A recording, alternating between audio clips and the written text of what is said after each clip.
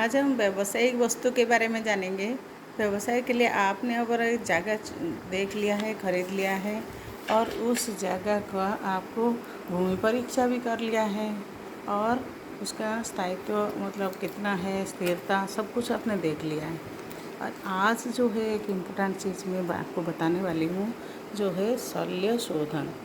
शल्य शोधन मतलब इसमें थोड़ा सा जैसे वास्तु के साथ हम ज्योतिषी का भी कभी कभी जोड़कर उसमें ज्योतिषी के बिना वास्तु का काम हम नहीं कर सकते।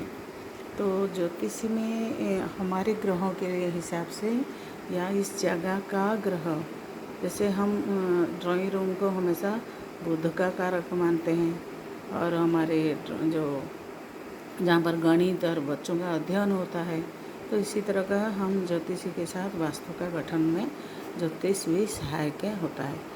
आज हम शल्य शोधन में पढ़ेंगे।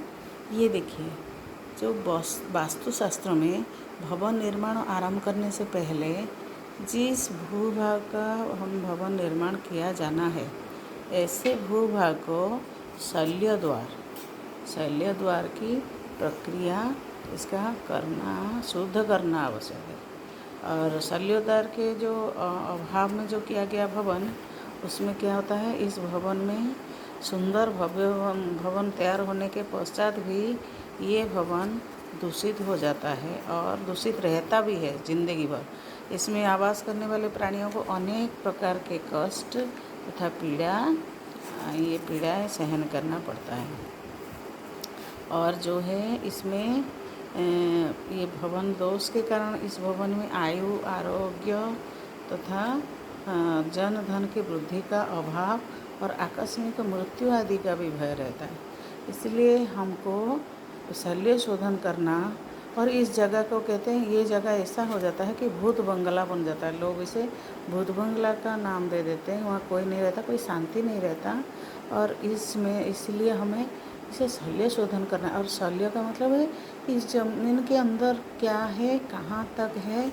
आपको हम एक ज्योतिषी परीक्षा इसकी करेंगे और इस परीक्षा के हिसाब से हम इसका देखेंगे। ये देखिए, जैसे लिखा हुआ है कि जो विश्वकर्मा का जो प्रकाश है, महाज्योति, निबंध, वास्तुराज वल्लभ और मुहूर्त मार्तंड, इन ग्रंथों में शल्य निकालने के बहुत सारी विधियाँ उल्लेख किया गया है। और ये अहिबल चक्र का भी इसमें प्रयोग किया जाता है, जिसके द्वारा भूभाग के अंदर किस दिशा में, किस हिस्सा में, कितनी गहराई में ये शल्य दबा हुआ है, उसको हमें जानकारी प्राप्त होता है। और इस हिसाब से हमें उसका शल्य मतलब निकालने का या शल्य उद्धार करने का, मतलब वहाँ उसको जो हमारा ग्रह को ख़राब करता है, हमारे जगह को, उसको निकालना हमारे ज़रूरी हो जाता है। तो हम इसे के परीक्षा करने के लिए, जो गृह निर्माण के लिए जो हमारा भूमि है, जो ज़मीन हमने ख़रीदा है, उसको 9 खंडों में विभक्त कर लेते हैं। और इसमें हम 9 खंडों में 9 चीज़ इसी तरह का लिखेंगे। देखिए, ये है, पूर्व से शुरू कर दिया तो व, क, च, त, और ये है ए, ह, स, य, और उसके बाद प, स, उसके बाद प, ठीक है, य के बाद यहाँ प, इस तरह का हम लिख लेंगे। और ये देखिए, कोनों के में भी है, ये पूर्व, आग्नेय, दक्षिण, नैऋत्य, पश्चिम, वायव्य, उत्तर और ईशान। तो ये 9 कोण को दिखा दिया। ये 8 कोण का है और मध्य भाग, तो ये 9 हो गए। 9 जगह में 9 चीज़ हमने लिख लिया। और अगर आप ब्राह्मण हैं तो आप कोई पुष्प का नाम बताइए। जैसे हम बोलते हैं कि कोई पुष्पों का नाम बताइए, तो उसके बाद हम अगर क्षत्रिय है कोई, तो उनको हम नदियों का नाम पूछते हैं। और जो भी वैश्य हैं उनको देवताओं का हम कोई नाम उच्चारण करने के लिए कहते हैं। और उच्चारण के जो जहाँ फल आदि का पहला अक्षर हो, फल बोला या फूल कोई बोलता है, तो उनका प्रथम अक्षर के हिसाब से हम यहाँ पर इस प्लॉट पर देखेंगे।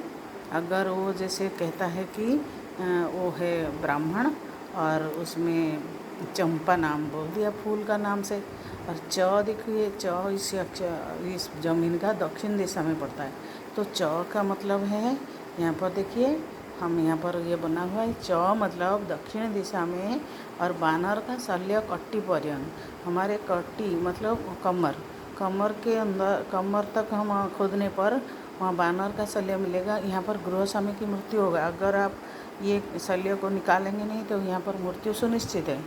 बनाते हुए मकान बनाते हुए गृह स्वामी की मृत्यु हो जाता है। इसलिए यहाँ पर ये सबसे पहले ही हमें किसी सुयोग्य पंडित द्वारा वो शल्य निकालना ज़रूरी है। यहाँ पर भी इस ज़मीन में कोई शल्य है या नहीं, अगर आपने कोई ज़मीन खरीदा है उसमें नया भवन निर्माण करना चाहते हैं बिजनेस के लिए, तो फिर इसी तरह का अगर आप मतलब कोई या कमल बोल दिया तो क में आपका यहाँ पर शल्य कट्टी पर्यंत होगा और यहाँ पर राजभय और पशुधन नाश होता है। ये सब आपका लिए ये ज़मीन के अंदर अगर कुछ है, आप अगर ब्राह्मण फूलों के नाम से और आप क्षत्रिय होते नदियों के नाम से, या आप अगर वैश्य है तो ये इसी पुराणों में लिखा गया है। ये आपका जो अहिबल चक्र है इसमें भी लिखा गया है। इसी तरह का आप करेंगे तो आपको क्या होगा, दक्षिण दिशा में देखो अगर च हुआ, क हुआ अग्निकोण में, और ब अगर आपका पहला अक्षर पड़ता है ब, या आप जैसे बोलते हैं कोई पहला अक्षर आपका ह, तो ह है वायव्य में, पुरुष शल्य है। यहाँ दुःस्वप्न आते रहते हैं आपको। और अगर आपका स होता है उत्तर दिशा में, ब्राह्मण शल्य और कट्टी पर्यंत, यहाँ पर ब्राह्मण शल्य कुछ है, ब्राह्मण का या कपाल या हड्डी, और यहाँ दरिद्रता और मृत्यु होएगा। इसी तरह का ईशान कोण में अगर आप य कहते हैं तो भालू का शल्य है, यहाँ पशु नाश होएंगे। और यहाँ पर प है मध्य भाग में, यहाँ पर नर कपाल है या भस्म है, या आपका छाती पर्यंत, हृदय पर्यंत। अगर छाती पर्यंत आप इसको खोदेंगे तो यहाँ पर नर कपाल मिलेगा। और अगर नर कपाल को आप निकाल कर वो नहीं करेंगे उस जगह का शुद्धि गंगा जल और सबसे पूजा ना करके, तो आपका ज़रूर इसमें पूर्ण नाश होगा। यहाँ पर देखिए अगर ये नर कपाल मिलता है तो पूर्ण नाश होगा। ऐसे ही मनुष्य की हड्डी मिलता है तो आपको ज़रूर मृत्यु होगा। इसी तरह का आपको ज़मीन को पूजा करके आपको सुयोग्य पंडित द्वारा परीक्षण करानी है, और शल्य शोधन करके ही आप इस ज़मीन में कुछ भी बना सकते हैं।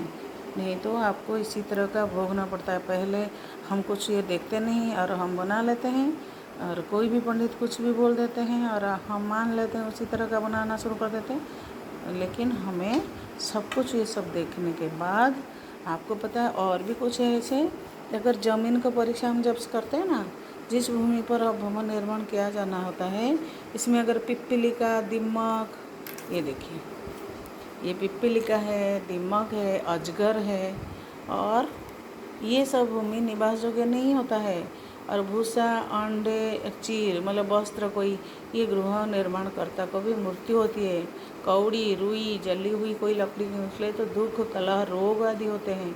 तो घर कोई प्लॉट के ऊपर जगह घर बनाना, भवन बनाना, बिजनेस के लिए कुछ करना शुरू, बहुत पूजा योग्य काम करना होता है, तब जाके उसको योग्य किया जाता है। फिर आप बहुत चौतरफा उन्नति कर सकते हैं। इसलिए ये व्यवसाय के वास्तु, इस वास्तु बुक में हम उसके सब कुछ बताते हैं।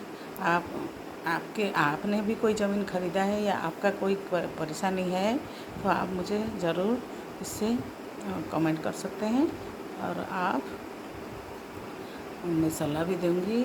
और आप अगर जैसे आपके पास इस तरह का कोई परेशानियां कभी किसी का सुना है तो आप ज़रूर बताएं कमेंट करके मुझे बहुत अच्छा लगेगा। और मेरे चैनल को सब्सक्राइब कीजिए। Thank you.